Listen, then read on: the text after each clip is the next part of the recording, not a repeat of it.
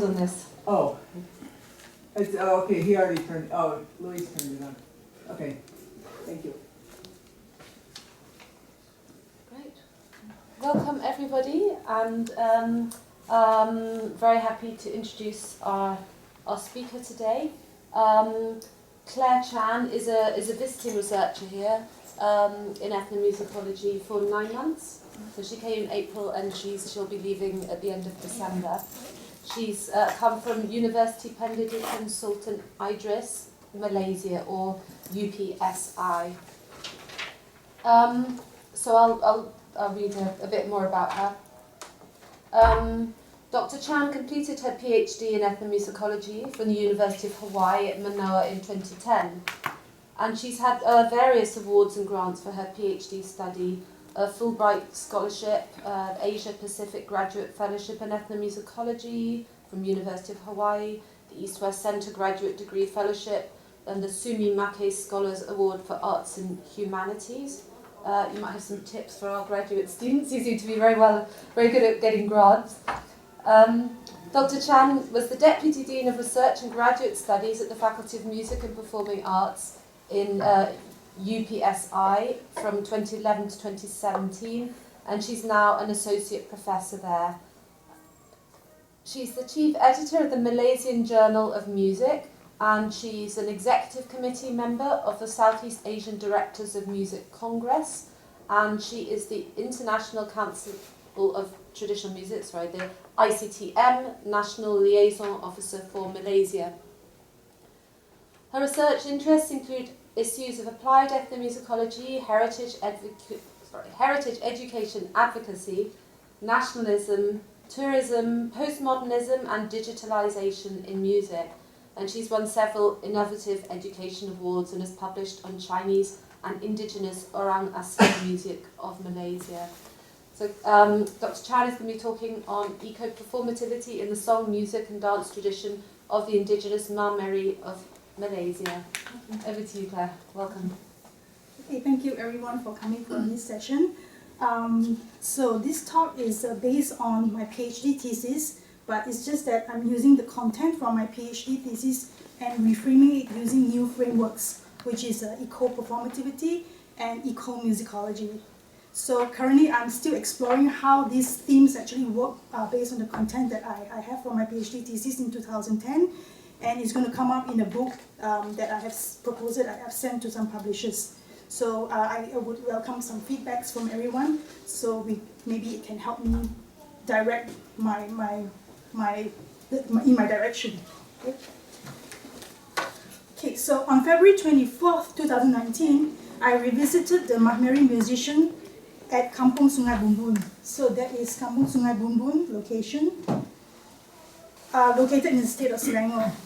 It was 11 years ago that I spent 8 months with the Unyan family of musicians. During that time, I drove to the village following the directions indicated on highway signboards. So this time, using satellite technology, I navigated using Waze to the village. The name Carey Island brought me to cross an unfamiliar bridge along the new South Klang Valley Expressway, E26. As I looked left while crossing the bridge, I caught a glimpse of the old bridge that I used to cross when I drive across. So I continued driving for miles and miles, and I couldn't find an exit into the village that I used to enter.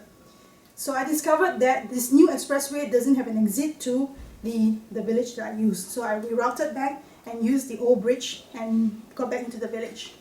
So why am I telling you this story? So this narrative is evident of an accelerating rise in the development in the industrial areas of Klang Valley near Carey Island. Also, so this is the bridge that I used to cross. Okay, so this is the expressway. It's funny, but I was driving and I just want to take a video of the scene. You might want to see how it looks like. And it's kind of shaky because I was using my phone to video when I was driving. So this is, you see miles and miles and miles of palm oil in Carey Island. Okay, so that's that. So apparently that village doesn't go to the yellow SKVE is the expressway goes there and it doesn't go to the village. I discovered that. So it's evident in the span of a decade, just 10 years, a new expressway had already expanded into Carey Island, linking many industrial cities in the South Klang Valley of Selangor. The emergence of the expressway manifests conspicuous evidence of rapid development in Malaysia as the world enters the fourth industrial revolution, 4IR. So we call Carey Island an island, but it's actually really close to the mainland. It's just separated, totally separated by a river. That's why they call it Carey Island. So previously, before it became palm oil estates, its original ecosystem was mangrove and peat swamp forests. And these mangrove forests actually protected the coastal areas from seasonal winds, from rain, and from sometimes there's typhoon that goes on. So this area was biologically diverse in native flora and fauna. The island was abundant with mangrove ecology of fish, crabs, mud lobsters, shellfishes, and many other plants and animals. So Malaysia's entry into the industrial development began late in the 19th century during British colonialism. Located in a very strategic position, Carey Island is actually very close to Port Klang. Port Klang is the first port in Malaysia, one of the biggest port in Malaysia. So during this time, in the early 1900s, Sultan Abdul Samad commissioned Valentine Carey, a British rubber and coffee planter, to clear 2/3 of Carey Island's natural mangrove areas for planting oil palm. The massive deforestation led to the disappearance of many native flora and fauna of the island. An estimated 20,000 acres of 35,000 acres of mangrove and rainforest habitat of Carey Island were converted into oil palm plantations. There was only one village, Mah Meri village during that time, so they were forced to relocate, and the people in the village split into 5 groups, and they found 5 villages where they could relocate themselves, and basically those villages are very near rivers, because that's where they survive from the rivers, because they are fishermen and they are crab gatherers.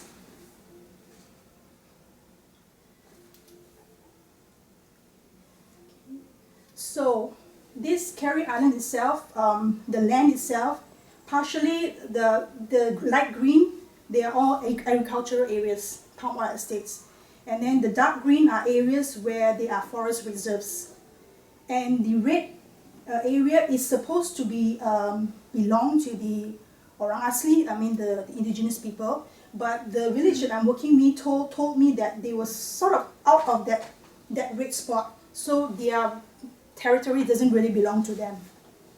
Okay, so that is the problem with the territory. In the late 1900s, the growth of the tourism industry in Malaysia propelled the Mah Meri onto the national limelight as representative of the indigenous Orang Asli in a multicultural Malaysia. So because of this, the Mah Meri men reinvented their wood carvings from small figurines for healing ceremonies into huge wood carvings for tourist consumption. This is what the tourists were fascinated by, so they bought this. So originally, those were the figurines, so their skills churned into this.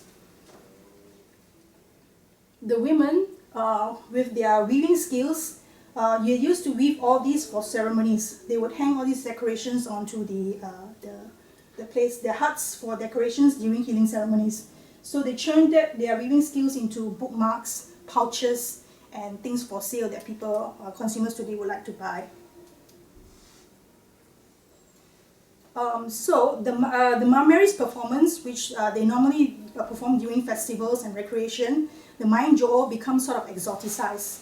So just a clips of what happens during every year, where this is what called Hari Moyang. Hari Moyang is the ancestral day. So during this day, a lot of tourists will come to Carey Island to observe how the Mah Meri celebrate Hari Moyang.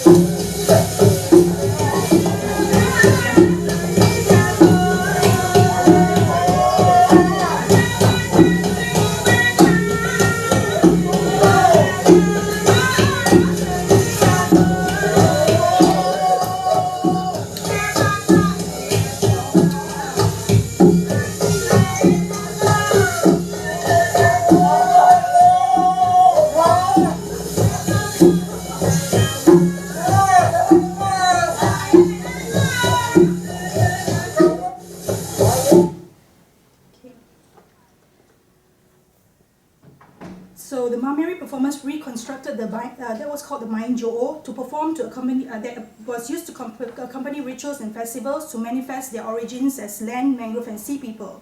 So in the early 2000s, the Mah Meri Cultural Village was established in Kampung Sungai Bumbun as a tourist destination for local and international tourists.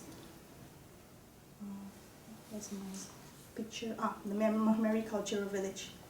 So because of this, a lot of tourist agents and middle persons came to the village and decided that they would conduct the Mah Meri ceremonies. You know, they would take charge of this village and use the Mah Meri as performers only.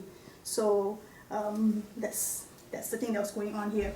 So tourists and middle persons grabbed the opportunity to promote the Mah Meri's weavings, wood carvings, music and dance. So they have a website that was by this middle person, started by the middle person, and he's selling the Mah Meri weavings and all these wood carvings through the online website.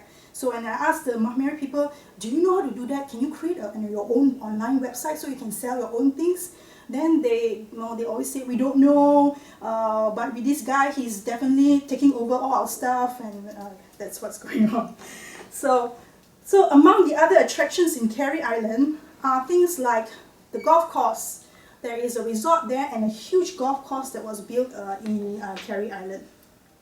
And other things were, when you go to Carey Island, you can visit the Little Temple, the Buddhist Temple, the Little India, Crab Island, and Jiguran, other hills nearby.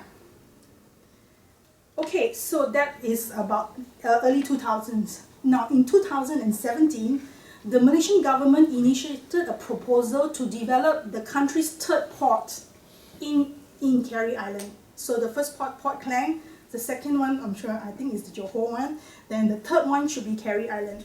That would cost 140 billion to be completed in 20 years' time. So this is the feasibility. They are conducting whether it's feasible to turn Carey Island into a port. So this was in 2017. This is the old minister. The new minister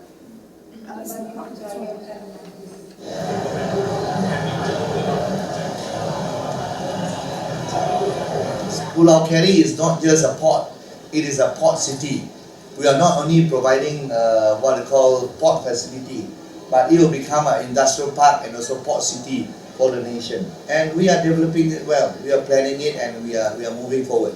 So there's no such thing. I think those who spread lies and fake news, they might have certain ulterior motive and agenda behind this. So for government, we will continue to move forward to develop Pulau Carey and also Port Klang. It's a Port Klang expansion. It's not individual port by itself. It's a Port Klang expansion because we have North Port, South Port, West Port. Now we're going to expand this Pulau Carey to become the third port. Okay, that was in 2017 before the new government took over under the new Prime Minister Mahathir. So in 2019, the discussions were still going on. The government engaged consultants to study the feasibility of developing Carey Island into a maritime city now. It's like that would host like free trade zones, industrial parks, commercial and residential buildings. So this is still in discussion. We do not know the results. The Mah Meri, the earliest people who reside there, are little aware of this impending proposal. They were not invited to participate or provide any opinions on the action. So when I asked Mazna, the lead singer, so do you know that this thing is going on? She says no. And she tells, this is her testimony. I said they did not talk to the Mah Meri. Everything is gone with this development, with golf, luxury housing near Bumbun village, many ships in Langat River. The Mah Meri cannot do anything. The land is theirs, it belongs to the rich. The Main Jo'o will continue. The Mah Meri is poor, they can only watch. Their voices are not heard. They are weak and not united at heart. So this is another issue. They are not united because there's a lot of religious conversion going on. So the government brings, there's Christianity coming in, Islamization coming in, so the villagers are actually now not united at heart.